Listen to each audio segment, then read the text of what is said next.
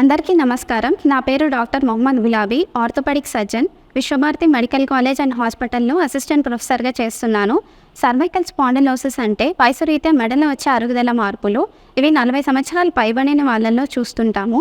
ఈ లక్షణాలు కనుక తీసుకుంటే వీళ్ళలో మెడ నొప్పి, ఈ మెడ నొప్పి అనేది చేతిలో కానీ భుజంలో కానీ పాకుటము, చేతుల్లో తిమ్మిరి, మంటలు మరియు చేతిలో పట్టు తగ్గడం లాంటి లక్షణాలు ఉంటాయి. ఇంకా సివియర్ కేసెస్లో కనుక తీసుకుంటే నడిచేటప్పుడు అడుగులు తడపడము, కాళ్ళు చేతుల్లో పట్టు తగ్గిపోవడం లాంటి లక్షణాలు ఉంటాయి. ఇంకొంతమందిలో తలనొప్పి, తల తిరగడం లాంటి లక్షణాలు కూడా చూడొచ్చు.